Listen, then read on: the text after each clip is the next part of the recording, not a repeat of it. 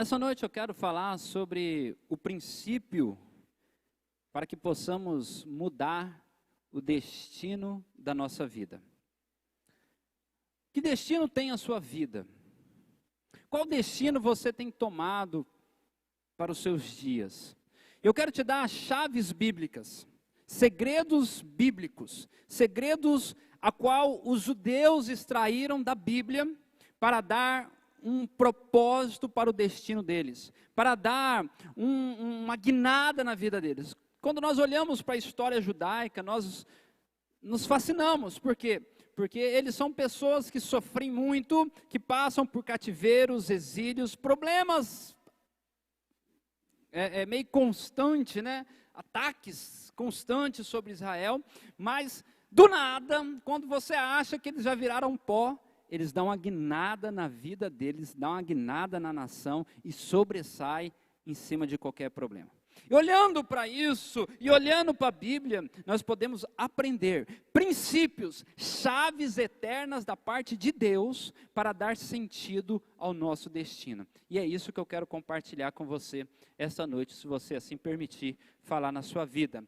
Abra sua Bíblia, se puder, em Jeremias, capítulo de número 29, Jeremias 29, eu quero ler do versículo 11 em diante, Jeremias 29, 11.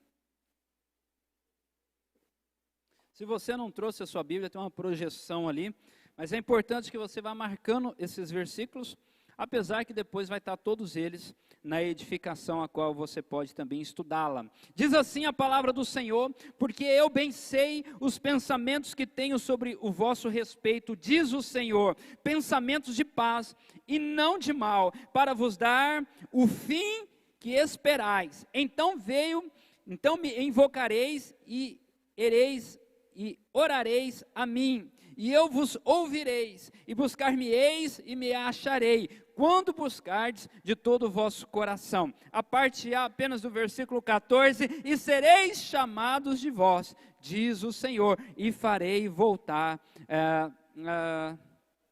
aos vossos cativos, e congregar-vos-ei a todas as nações. Somente até aqui, feche seus olhos, vamos orar. Pai, obrigado pela tua palavra, ela é viva, ela é eficaz, ela é mais cortante do que uma espada de dois gumes, ela tem poder, ó Deus, de penetrar no mais profundo do nosso ser, a ponto de dividir alma e espírito, juntas e medulas, e ela é apta para discernir os desígnios, os propósitos do meu coração, do coração da tua igreja, que está conosco nesta hora. Fale conosco, ó Pai, ministre sobre a nossa vida, ministre as tuas verdades, os teus princípios sobre a nossa vida. Ó Pai, que nós possamos sair daqui cheios de sabedoria da parte do Senhor, para dar o fim desejável para nosso destino, para a nossa vida, em nome de Jesus. Amém. O texto, o Senhor diz ao profeta Jeremias, ele diz assim: porque eu sei o pensamento que tenho sobre vocês, o pensamento que tenho sobre a vida do cristão, sobre a vida da igreja, e esses pensamentos são pensamentos bons e não pensamentos maus. Fala assim comigo: Deus tem pensamentos bons ao meu respeito. Aleluia! Sabe por quê? Porque muitos de nós pensamos que Deus tem pensamentos maus de nós. A religião mostra para nós que Deus quer nos punir, porque Ele pensa mal de nós. Ele fala que aquele povo é um povo rebelde, um povo que não quer saber de nada, quer saber, vou mandar uma praga e matar todo mundo. Aí a gente fica pensando, esse mesmo povo fala que Deus é um Deus de amor, que nos salvou. Eu fico pensando, como que pode? E a Bíblia me diz que Deus tem pensamentos bons ao meu respeito. Bons. Você já viu aquele pai, aquela mãe, que o filho é bem danado, mas ele só consegue ver o bom do filho? É fantástico. Assim é o coração de Deus. Apesar das nossas travessuras, Deus tem pensamentos bons ao nosso respeito. Amém? Então Deus não pensa mal de você.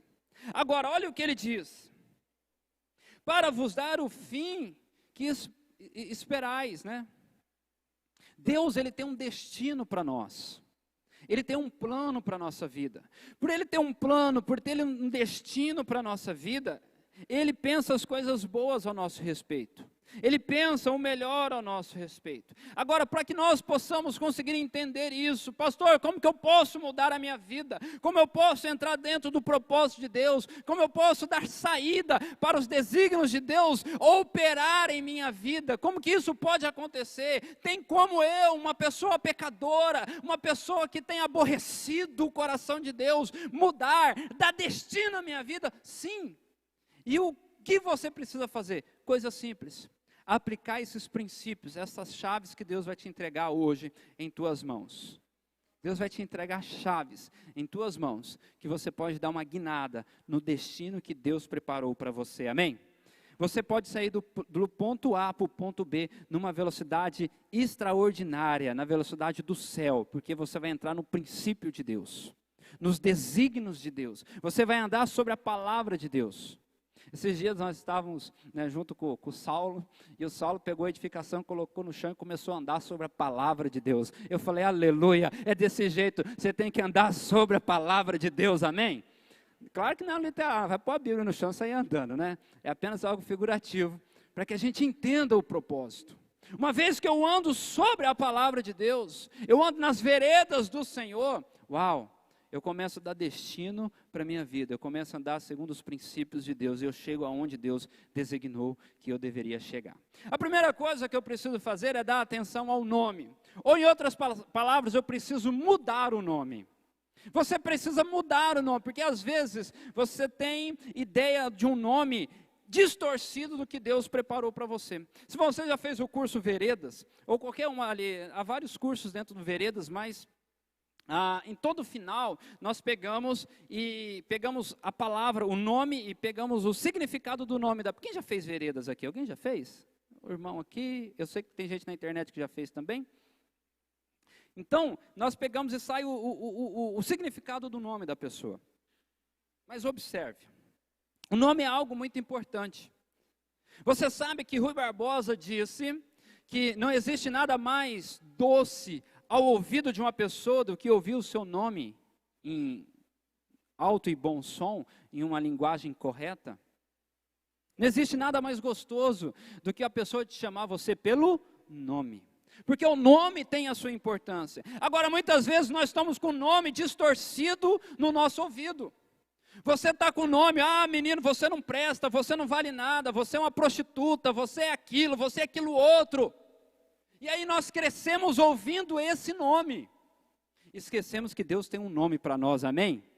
E a Bíblia diz lá em Apocalipse que Ele, na eternidade, escreverá em uma pedra um novo nome para você, aleluia. Mas você precisa mudar o nome. Quais têm sido os nomes que foi colocado sobre você? Esses tempos atrás, eu falei sobre os rótulos. Pessoas são marcadas pelos rótulos. Rótulos nada mais é do que nomes. Nomes. Quando você pensa em amido de milho, o que vem sobre a sua mente? Tem gente que nem sabe o que é amido de milho, né? Mas vamos lá, quando você pensa em maisena, maisena é um rótulo. O negócio é amido de milho. Está vendo que é um rótulo? Às vezes a pessoa fala assim, vai lá comprar uma maisena. Na verdade você pode levar qualquer uma, mas tem que vir na caixinha amarela com aquele negócio. Não estou fazendo propaganda aqui, né, irmãozinho? Não estão pagando royalties para nós não, tá bom? Eu só estou te mostrando sobre o rótulo que há sobre a nossa vida. Sobre o nome que as pessoas colocam sobre nós, e nós precisamos mudar. Então anote aí, a primeira chave para você dar destino para a sua vida, é entender o nome que há sobre você. Não o nome lá, João Aparecido, não é esse nome. O nome que há marcado sobre a sua vida. Aquilo que foi colocado sobre a sua vida, e você às vezes vai precisar mudar. Jacó, quando nasceu, né, deram um nome para os dois filhos de Isaac, um Jacó, o outro Esaú. Por que deram o nome de Jacó a Jacó? Porque Jacó nasceu agarrado no carcanhar do seu irmão.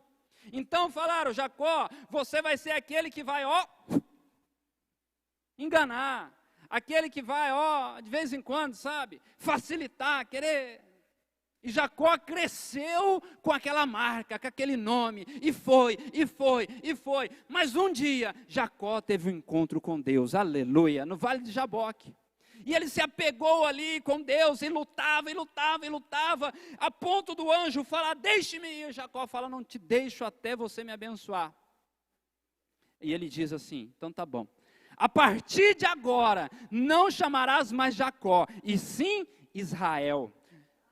Aleluia! Saiu de enganador para príncipe de Deus, olha só. O anjo ali deu uma mala de dinheiro para Jacó? Não. Deu lá um monte de coisa, vou te ensinar aqui o princípio do céu. Não. Só mudou o nome. Mudou o nome, a vida dele foi transformada. Mas o que tem a ver com o nome? Se você estuda a história dos judeus, os judeus quando está com alguém ali no leito de morte, com uma enfermidade muito terrível, o que eles fazem? Eles mudam o nome da pessoa, você acredita? Eles mudam o nome, eles não passam mais a chamar a pessoa lá de João, eles falam, você é curado, você é bênção de Deus, você é filho de Deus, você é escolhido, Deus tem cura para você. E a pessoa começa a ouvir aquilo lá, fala, ô homem curado, ô mulher curada, levanta. A pessoa é comigo, é o seu nome a partir de agora, você é curado. Foi o que Deus fez com Jacó, mudou o nome. E às vezes nós precisamos fazer isso, mudar aquilo que nós temos ouvido de nós mesmos. Quando nós olhamos para Gênesis capítulo 1, do versículo 1 até ali o versículo 25, você vai ver Deus dando nome às coisas. Pastor, mas quem deu o nome não foi Adão, mas quem deu o nome ao dia foi Deus. Diz assim, e Deus fez o primeiro dia, e foi foi dia e noite. O que Deus fez? Deu nome. Fez o segundo dia, e foi dia e noite. Fez o terceiro dia, e foi dia e noite. Você vê Deus dando nome às coisas, dando nome às situações. Como que você tem dado nome ao seu dia? Tem pessoas que dão o nome assim para o dia. Hoje meu dia está uma porcaria. Desculpe a palavra, tá, irmãos? Mas é assim mesmo que você fala. Hoje meu dia está um pi, que aí não pode falar porque as crianças estão nos ouvindo, né? Como que você tem dado nome ao seu dia?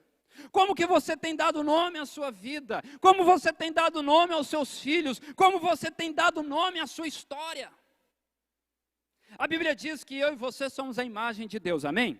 Gênesis capítulo 1, versículo 26, versículo 27. Façamos o homem conforme a nossa imagem e a nossa semelhança. E assim fez o homem e mulher, conforme imagem e semelhança do Senhor nos fez. Se eu e você somos imagem e semelhanças, eu e você temos autoridade para dar nome aos nossos dias, para dar nome às coisas que estão à nossa volta, amém? Pastor, por que o senhor fala que nós temos autoridade? Primeiro, porque somos imagem e semelhança de Deus. Segundo, Romanos capítulo 4, versículo de número 17, diz que Deus faz as coisas que não existem a existir. Ele traz da inexistência aquilo que, e traz da inexistência daquilo que é irreal, imaterial, não tem, está ali, não está palpável. Ele fala, passe a ser. Em outras palavras, ele passa a dar ao nome. E eu e você temos a mesma autoridade do céu, porque nós somos imagem e semelhança do Senhor, amém? Que nome você tem dado aos seus dias? Que nome você tem dado ao seu destino? Tem pessoas que dizem assim, eu nasci pobre, eu tenho que morrer pobre, porque eu vim de uma família pobre, nós somos todo mundo miserável. Olha o tanto de nome que essa pessoa está dando. Você consegue entender essa verdade? Aí, a galera começou do mundo circular aí, a ganhar dinheiro com isso. Eles aprenderam essas chaves bíblicas, esses princípios bíblicos, começaram a vender para o povo em forma de livro, de palestra e tudo mais. Falando, olha, você precisa começar a declarar aquilo que você não está vendo ainda. O que é isso? É fé. Você precisa começar a declarar aquilo que você não está vendo. A verbalizar isso. Eu desejo ser daquela forma, então comece a declarar isso. Eles ensinam isso, quando a Bíblia diz que você precisa dar nome a essas coisas. Você precisa trazer à existência aquilo que não existe ainda. Romanos capítulo 4, versículo 17. Aleluia! Então nós precisamos dar nome aos nossos dias, às coisas que estão em nossas mãos. Tem pessoas que amaldiçoam filho, amaldiçoam os negócios, amaldiçoam a igreja. E aí não sabe porque as coisas não rompem, ficam travadas. Que nome você tem dado ao seu destino? Se você não tem gostado daquilo que você está vivendo, mude o nome. Mude o nome, porque assim o seu destino será mudado em nome de Jesus. Quem está pegando aí, fala amém. Aleluia. Segundo princípio para você mudar o seu destino é mudar o lugar. Pastor, o que é mudar o lugar? Eu não vou ler todo o capítulo, mas capítulo 33, versículo 1. Número 33, 1. Depois você lê o capítulo 33. O capítulo 33 fala 47 vezes a mudança de Israel. Israel saiu do ponto A. O que era o ponto A de Israel? O Egito.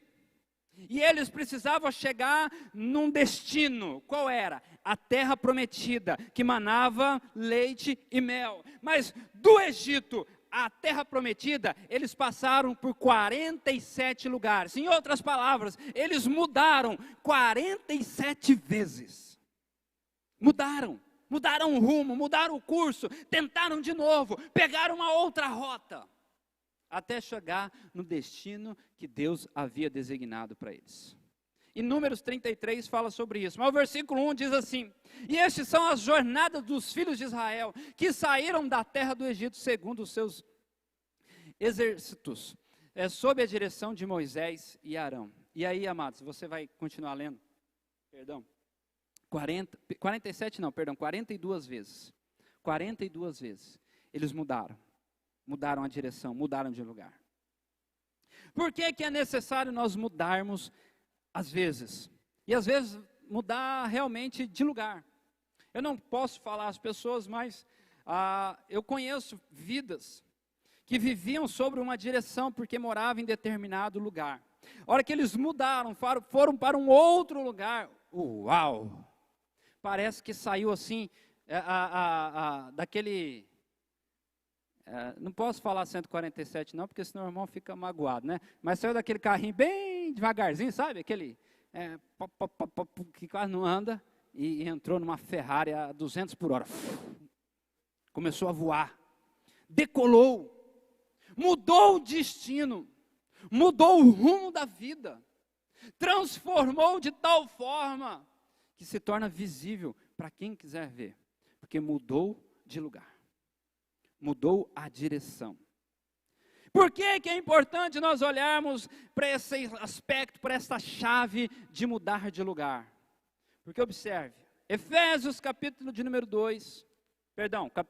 6, versículo de número 12. Até na edificação, se tiver Efésios 2, está errado, tá? Efésios 6, versículo 12.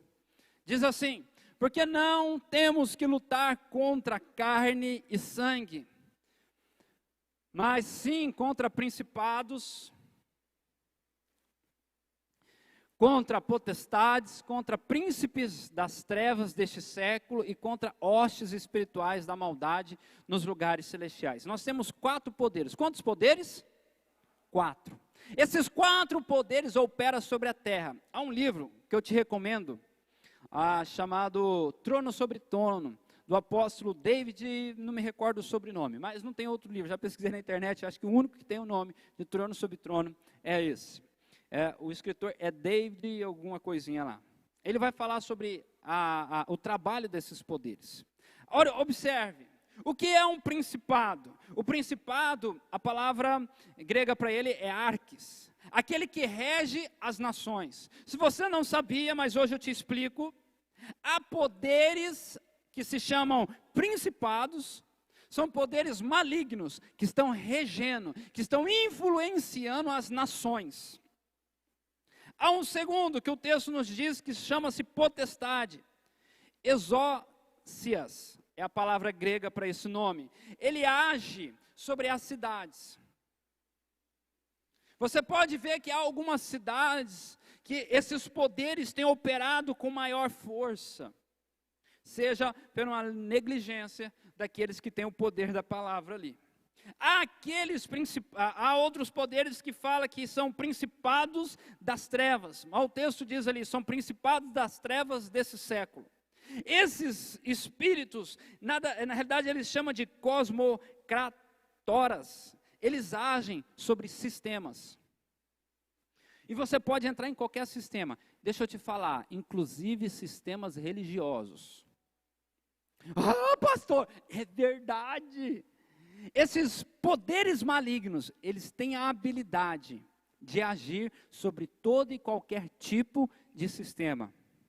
E aí o último, e que talvez nós temos que dar uma atenção maior, por ser mais pessoal, são hostes espirituais da maldade. Que o nome dele, grego é pornela. Eles agem sobre a vontade. Você vê que o próprio apóstolo Paulo vai falar: aquilo que eu desejo fazer, isso eu não faço. Mas aquilo que eu não quero, isso eu acabo fazendo por causa desse espírito. Eles agem sobre as vontades, sobre os desejos naturais.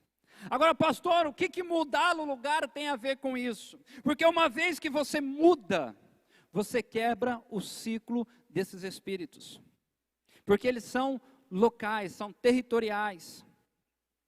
São poderes que atuam em ambientes, podemos assim dizer, inclusive geográficos. Agora, pastor, o que tem a ver ou mudar o lugar? Quando você muda o lugar, você começa a quebrar todo esse ciclo desses poderes. Claro que é apenas um princípio aqui. Pastor, como que eu não quero mudar de cidade, mas como que eu posso mudar o ambiente? Você quer ver? Faça o teste. Chegue na sua casa, não hoje, mas você está sentindo que a casa não está legal, a coisa parece que não flui. Dá uma mudada. Mas olha, troca os móveis de lugar. Começa a dar aquela repaginada na sua casa. Sabe o que você pode fazer para ir um pouco mais além? Desapega, filho, em nome de Jesus. Desapega de um pouco. Sabe aquele negócio que você acha que um dia você vai precisar? E tem gente que guarda estrado de cama, 1, 2, 3, 10 estrados de cama, porque fala assim, vai que um dia eu preciso. Mas gente, 10 é muito. Guarde um, tá bom? Guarde um. Você vai ver como que o ambiente, de forma espiritual, vai sofrer mudança. Pega aquele cômodo que você está sentindo, sabe, você já entrou num lugar assim, estou falando da nossa própria casa, você fala, meu Deus, parece que o negócio aqui está meio estranho. Passa uma tinta, lava do teto à parede, começa a mudar o ambiente, você vai ver que as coisas começam a fluir de forma diferente. Escute o que eu estou dizendo, anote esse princípio, essa chave para você, mude o lugar, mude. Isso vai gerar em você aquilo que nós chamamos de desconforto. Você já assistiu aqueles programas dos acumuladores? Meu Deus, o que é aquilo? A pessoa vai morando num lugar que vira um grande lixão. Porque são poderes que têm operado sobre a vida daquela pessoa, são poderes espirituais. E eu sei que você gosta, que vai lá um pastor e começa a orar, vai, sai no nome de Jesus, sai, putz, puxa, como que é? Eu até esqueci, amarra, desamarra, joga sal e vai para lá. Pastor, funciona isso? Funciona, quem sabe, né? Funciona, eu acredito que funciona. Mas vem cá, não é mais fácil você tirar o lixo, que o demônio vai embora com o lixo? Você não precisa gritar com ninguém, você não precisa babar em ninguém, você não precisa amarrar, desamarrar, meter fogo, e depois, sei lá o que faz mais. O demônio vai embora, vai embora. Pastor, e se manifestar? E manifestou, a gente vai pôr a mão e vai expulsar em nome de Jesus, amém? Eu não sou contra aqui expulsar demônio não, irmãos. Eu só creio que se nós tirarmos o lixo, se nós mudarmos, a Bíblia diz que eles vão, embora sozinho. E essa é uma chave espiritual que nós temos, para dar destino para a nossa vida.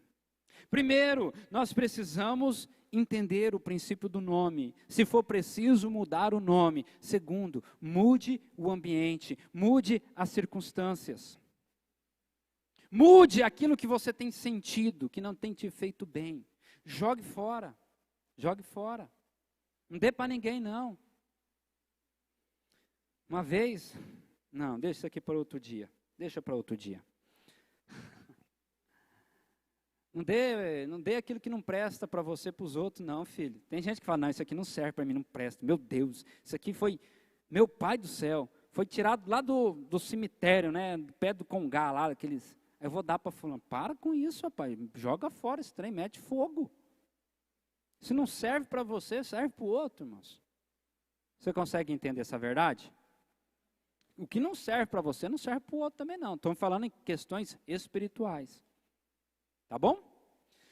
Terceiro princípio para que você dê destino à sua vida, para que você ande pelas veredas do Senhor, é que você precisa praticar a generosidade. Aquilo que o judeu chama de tzedakah. O que é o tzedakah? Tzedakah é dar uma esmola. Fala comigo essa palavra, parece que você está falando até em línguas estranhas. Fala assim, tzedakah. Fala aí, irmão, para você parecer que está falando línguas estranhas. Tzedakah é dar uma esmola. Você aprendeu a falar em hebraico, olha só, aleluia. Ah, povo bom, hein? Já sabe falar em hebraico já. Tzedakah, dá uma esmola. Porque no português, esmola parece uma palavra pejorativa. A pessoa fala, está me dando uma esmola? Está vendo? Geralmente a mente do homem caído é terrível.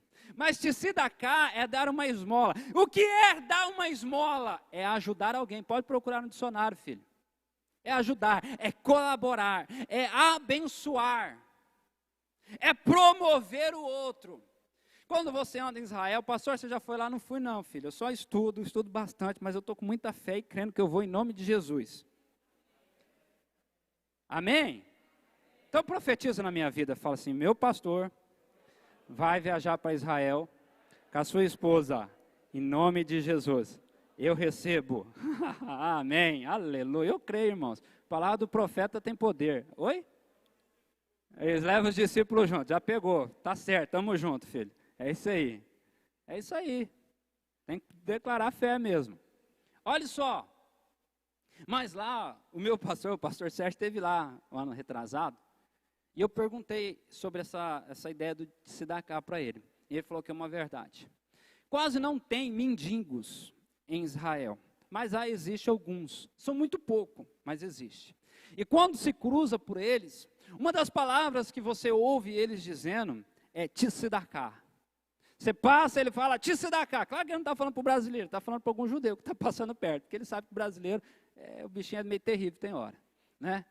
O que ele está gritando? Ele está falando, me ajude, me dê uma esmola. Mas não é uma esmola daquela que nós estamos pensando que você anda com o seu carro lá no semáforo, lá em Ji-Paraná e dá, não, para os outros. Não é essa esmola de R$1, não. O tzedakah é, me tire dessa situação, para que eu possa me igualar a você. Aleluia. Irmãos. Ele está falando, eu preciso sair desse estado que eu estou, para me igualar a você. Vamos para a Bíblia. A Bíblia diz lá em Atos capítulo 3, versículo de número 8. Quando ela vai abrindo ali, deixa eu te falar algo. Quando você dá uma ajuda, quando você colabora, quando você ajuda alguém, isso não muda a vida da pessoa, muda a vida daquele que deu, a vida daquele que doou. O tzedakah quando você abençoa, você não está transformando a vida daquele que está sendo abençoado, mas aquele que está dando a bênção, amém? Eu te mostro. Quando está entrando Pedro e João, do versículo 1 em diante, deixa eu ver o horário aqui, vou só contar o texto para vocês. Do versículo 1 de Atos, capítulo 3, ao versículo 8, está entrando Pedro e João, eles estão indo para o templo para orar. Aí, no versículo seguinte, tem um mendigo. E esse mendigo, ele tem pedido ajuda. Por quê? Esse mendigo era coxo, ele era aleijado das pernas. E ele tem falado, tzedakah, me dê uma esmola. E Pedro, nessa hora, cheio da autoridade do Espírito Santo, ele fala, eu não tenho prata, eu não tenho ouro, mas o que eu tenho te dou. Pegou na mão do homem e falou, fica de pé. Naquela hora, aquele homem saltou e passou a ser igual a Pedro e a João. Aleluia! Porque você acha que dar uma esmola ou dar uma oferta, contribuir com alguém, você apenas tirar o dinheiro do bolso e dar. Mas às vezes você contribui com o emprego, você contribui com a sabedoria, com um curso, você contribui com aquilo que você tem. E aí a pessoa começa a ser parecido com você, igual a você. Você sabe por que eu falo que muitos brasileiros têm dificuldade de se dar cá? É porque nós gostamos de estar sempre acima das pessoas. Nós achamos que ser bom é ser melhor que as pessoas, é estar no nível acima. Quando na realidade, o padrão de Deus é que todos nós sejamos iguais, sejamos um. Quem entende isso, fala amém. Quando eu consigo fazer com que vocês cheguem no mesmo nível, seja intelectual, seja financeiro, seja qual for, uau, eu estou exercendo o Tzedakah. Eu estou tirando você de um estado que talvez não seria o melhor e colocando num estado que você está bem mais elevado. O que nós precisamos praticar como princípio, como chave para dar destino à nossa vida é isso. É sempre fazer com que o outro se torne, no mínimo, iguais a nós ou melhor do que nós. O propósito do coração de todo líder, eu acredito que é o propósito do coração de todo pai, é que o seu filho se torne melhor que você. Que seu filho na fé se torne melhor do que você. Que vá além. Mas no mínimo que seja de igual para lá. Isso é exercer o Tzedakah. E isso é uma chave preciosa. Porque, amados, se existe algo poderoso na vida de uma pessoa, é quando ela contribui, quando ela colabora para o crescimento de outra pessoa. Quando você está ali, ajudando, pegando na mão, contribuindo, vamos lá, vou financiar se for preciso. Vou tirar dinheiro do bolso e vou pagar para você. A hora que você vê aquela pessoa rompendo em fé, ela já conseguindo andar, ela conseguindo viver numa intensidade extraordinária. Você fala, agora sim, estamos alcançando o sucesso que Deus espera. Estamos alcançando o destino que Deus preparou para nós. Então nós temos que mudar primeiro o nosso nome, ou ter compreensão sobre isso. Nós temos que mudar a circunstância. Se for preciso mudar coisas de lugares, ou até mesmo mudar os ambientes. Terceiro, você precisa exercer a generosidade. Já te dei 3 chaves que vai mudar a sua vida, que vai mudar a sua história, que vai dar destino para a sua vida. E a quarta e última chave que Deus tem para nós hoje. Talvez é a mais poderosa de todas essas 3 que eu mencionei até agora. É a oração. A oração é uma chave do reino. A oração é um princípio infalível na vida daquele que precisa dar destino, daquele que quer andar perto de Deus. Quando eu falo em oração, eu preciso entender 2 palavras hebraicas e um pouco da língua, para que possa ter uma clareza, porque até para orar a gente precisa de revelação. A Bíblia diz assim que existe coisas que a gente ora e não recebe porque a gente pede mal, porque a gente não tem revelação e fica pedindo aí para os nossos próprios deleites. Mas observe o que diz a Bíblia. Eu recebi um vídeo, se ele estiver presente aí, conectado conosco, mande aí um joinha aí. O irmão Walter tem acompanhado, tem congregado conosco, muitas vezes pelo ambiente virtual. Ele me mandou um vídeo essa semana e eu vi outras pessoas postando esse vídeo, eu achei muito legal, de uma doutora chamada Thaís. Eu não sei qual que é a formação dela, mas apareceu lá, doutora Thaís e o sobrenome. E ela falou sobre a questão da mente, quando nós olhamos para cima, quando nós ajuntamos as mãos ou quando nós ajoelhamos. E bem nesse dia que o Walter me mandou esse vídeo, eu estava preparando esta palavra para ministrar a igreja, e tinha preparado literalmente esse ponto. E eu falei com ele, Walter do céu, homem de Deus, isso nada mais e nada menos é uma testificação da palavra a qual Deus colocou no meu coração para ministrar a igreja, como 4 chaves. Não falei quais eram as chaves, mas mencionei esse aspecto da oração, porque se você olhar para a língua hebraica, a palavra ajoelhar-se, olha só, ajoelhar-se, no hebraico, significa, ou se diz, beresh, Então, quando você lê lá no hebraico, e ajoelhou-se, está falando, ele beresh. A palavra bênção, ou ser abençoado, é barash. As duas palavras têm a mesma raiz, e como no português é o hebraico, a palavra que tem a mesma raiz tem ligação. Observe, aquilo que a ciência comprovou dias atrás, a Bíblia já falava há mais de anos, de milhões de anos atrás, que quando você ajoelha, você está se ligando à bênção de Deus sobre a sua vida. Pastor, por que eu preciso ajoelhar? Porque quando você se ajoelha, você está dizendo, eu quero ser abençoado. Quando você se ajoelha, você está dizendo, não tem nada que eu possa fazer de mim mesmo, não há nenhuma justiça sobre a minha vida, eu me rendo, eu estou rendido. Não é assim? Se ajoelha aí porque você está rendido, não é? Seja humilhante, seja um militar, quando manda o cara ajoelhar, porque é para se render. É uma forma de você demonstrar, através de uma manifestação corporal, que você está rendido. Quando você se ajoelha, você está dizendo, eu me prostro para te adorar, Senhor. Eu me prostro para que o Senhor seja exaltado. Eu oro ajoelhado, porque eu sei que o Senhor irá me abençoar. Aleluia. A Bíblia diz, acompanhe comigo, Efésios capítulo 3. Efésios 3,14, olha o que diz, Paulo falando à igreja de Éfeso. Por causa disso, me ponho de joelhos perante o Pai, perante Deus, o nosso Senhor Jesus Cristo. Vai para o 20 agora, e olha o que ele diz. Ora, aquele que é poderoso para fazer tudo muito mais, abundantemente além daquilo que pedimos ou pensamos, segundo o seu poder que em nós opera. 21. E essa glória na igreja, por Jesus Cristo, em todas as gerações, para sempre. Amém. Aleluia. Irmão, talvez você não pegou. Eu só dei uma encurtada ali, porque Paulo vai falar o motivo da oração dele. Mas ele fala, eu me ponho de joelho. Olha o versículo 20. E quando eu me ponho de joelho, aquele que é poderoso para fazer aquilo que eu tenho pedido, mas abundantemente mais. Sabe quando nós nos pomos de joelho para pedir algo e o Senhor faz abundantemente mais. Aleluia. Aleluia.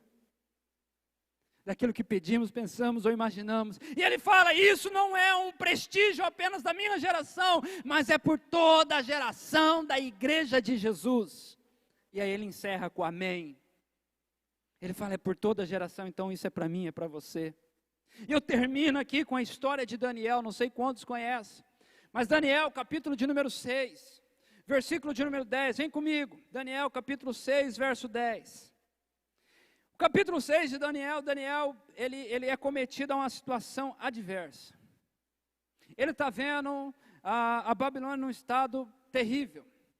E ele então entende que é necessário ele buscar o Senhor de uma forma diferente. E no versículo de número 10 de Daniel capítulo 6, ele diz assim, e Daniel pôs-se, quando soube que o editor estava assinando, entrou em sua casa, ora, havia o seu quarto, uma janela aberta para o lado de Jerusalém. Imagina que Jerusalém é para cá. E Daniel tinha uma janela que ficava para o rumo de Jerusalém. E olha o que ele faz. 3 vezes ao dia, orava e dava graças diante de Deus. 3 vezes ao dia, se punha de joelho e orava, dando graças a Deus. Dando graças diante do seu Deus, como também antes costumava fazer. 3 vezes ao dia, ele se ajoelhava e orava. Olha o que acontece. Deixa eu tentar dar um aparato aqui para você, para nós ganharmos tempo. Tem os enviados do inimigo. Sabe aqueles poderes que eu citei de Efésios 6, capítulo 12? Aqueles poderes continuam operando. Quando eles passam, um homem passa, na realidade são vários homens passam e vê Daniel. por 3 vezes ao dia. Vamos pensar, 6 horas da manhã, meio-dia e 6 horas da tarde. Não sei se esse era o horário, mas era 3 vezes ao dia. Ele se ajoelhava para o lado de Jerusalém, começava a orar e começava a dar graças. Aqueles homens vão até o rei, e o rei era amigo de Daniel. E aí eles falam assim: rei, você sabe aquele israelita, aquele estrangeiro, ele está orando, ele está se curvando diante de outro Deus, ele está clamando a outro Deus. E havia um decreto que aquele que se curvasse diante de outro Deus, que não fosse o Deus da Babilônia, deveria ser morto. Mas Daniel era alguém que era querido pelo rei. Depois você lê todo o texto. Era alguém que ele tinha uma estima. Ele não queria, ele tentou salvar a vida de Daniel, mas não teve jeito. O pessoal falou: rei, você precisa cumprir a palavra. Você precisa cumprir o decreto. E os legisladores de plantão que estão me ouvindo, cuidado com o decreto. Você pode complicar a vida de muita gente. E foi o que aconteceu com o rei. O rei teve que chamar Daniel e jogar ele na cova dos leões, mas ele fez isso com muita tristeza. E ele joga Daniel na cova dos leões, mas a fé daquele rei era poderosa, a ponto que ele jejuou aquela noite. Leia o texto depois, capítulo 6 ali. Aquele rei vai para o seu palácio e ele jejua, ele não quer comer, e ele passa a noite contristado. No outro dia cedo ele vai lá para ver se o Deus de Daniel havia salvado ele, porque ele falou para Daniel: Daniel, o seu Deus te salve, cara, porque só ele pode fazer isso agora. Observe, Daniel orava 3 vezes ao dia, ajoelhado a Deus, dando graça. E o que aconteceu com Daniel por fazer isso? Foi jogado na cova dos leões. Muita gente desanima de orar, porque é jogado na cova dos leões. Mas deixa eu te dizer, meu irmão, segura aí, essa é a chave. Para que Deus seja exaltado, para que o seu destino seja mudado, você precisa ir lá passar uma noite com os leões. Você precisa descer lá na acusada de Daniel. E foram lançados à cova dos leões ele, os seus filhos, as suas mulheres. E ainda não tinha chegado no fundo da cova, quando os leões se apoderaram deles e eles esmigalharam todos os seus ossos. Os caras nem tinham caído no chão, os leões já estavam destruindo todo mundo. Filho, mulher, marido, todo mundo, filho. Aqui tem um princípio poderoso, mas eu vou deixar para outro dia. Mas olhe só. Então o rei Dário escreveu todos os povos, as nações e línguas que moram em todas as terras: a paz seja multiplicada. Da minha parte é feito um decreto pelo qual em todo o domínio do meu reino os homens tremam e temam perante o Deus vivo de Daniel. Aleluia! O rei falou: ei, todos os homens temam e tremam diante do Deus de Daniel. Ah, irmãos, isso é poderoso, é forte. Olha o que ele diz mais: porque ele é o Deus vivo e permanece para sempre, e o seu reino não se pode destruir, e o seu domínio durará até o fim. Ele salva e livra e opera sinais e maravilhas do céu e na terra. Ele salvou e livrou Daniel do poder dos leões. Então Daniel pôs-se, prosperou no reinado de Dário e no reinado de Ciro, o persa. Aleluia! Você sabe quando que Daniel prosperou? Quando ele começou a orar de joelho. E quando ele começou a orar de joelho, sabe o que fizeram com ele? Jogaram na cova dos leões. Mas quando ele estava lá no abismo, na cova dos leões, Deus falou: vem cá, filho, você é meu. Quando você se prostra e adora a Deus, quando você depende dEle, é Deus que te levanta. Não é indicação, não é amigo, não é fulano, não é ciclano que te indica, que fala de você, não. É o próprio Deus que te tira de lá e te exalta e faz com que você prospere nesse mundo de trevas. É Ele que faz isso. Eu quero terminar essa palavra reafirmando essas chaves ao seu coração. Qual tem sido o seu nome? Mude o seu nome se for preciso. Pastor, o senhor está falando que eu preciso ir lá no cartório mudar? Se você entender que for necessário, que faça. Mas é o nome espiritual que a sua alma tem recebido. Qual é o nome que você tem dado ao seu dia, ao seu destino, à sua família? Mude as coisas de lugar. Desapegue. transforme, pinte a peça, pinte a casa, se for preciso, mude de cidade. Mude o seu destino, mude a rota da sua vida. Observe, essas duas coisas já mudam muito a sua vida. Mas pratique o tzedakah. Pratique a generosidade, porque essa é a terceira chave. Quando você é generoso,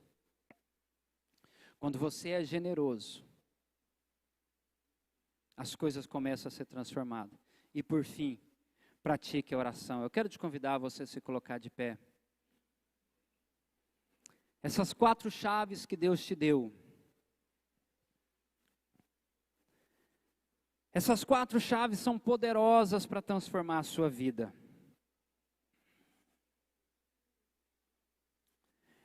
Ela tem poder de mudar o seu destino.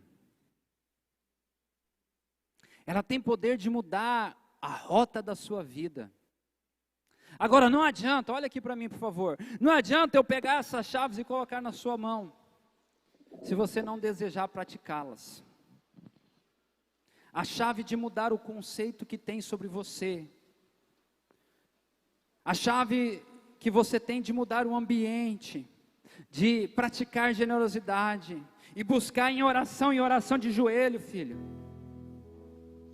Está nas suas mãos. Agora usá-las depende exclusivamente de você. Não é mais comigo agora é com você. Você pegou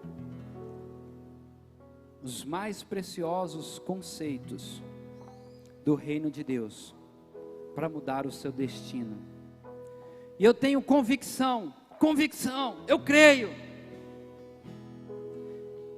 Assim como Jesus veio em carne, assim como Deus se encarnou, habitou entre nós, cheio de graça e verdade, e levou os nossos pecados sobre Ele, e morreu em uma cruz, e nos produziu regeneração, santificação, salvação, e voltará. Eu creio que se você praticar esses princípios, a sua vida não será a mesma.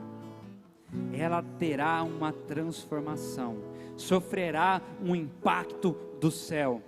E pega aí, tem coisa a mais. Você ainda transformará a vida de outras pessoas. Como Paulo diz a Timóteo, cuida de ti mesmo, porque fazendo assim, salvará a ti e aqueles que te ouvem. Sabe aquelas vidas que estão perto de você? A sua família, o seu cônjuge, os seus filhos, os seus pais, eles serão abençoados, porque você deu destino à sua vida. Você aplicou essas chaves. E eu quero orar por você. Eu quero orar pela sua vida.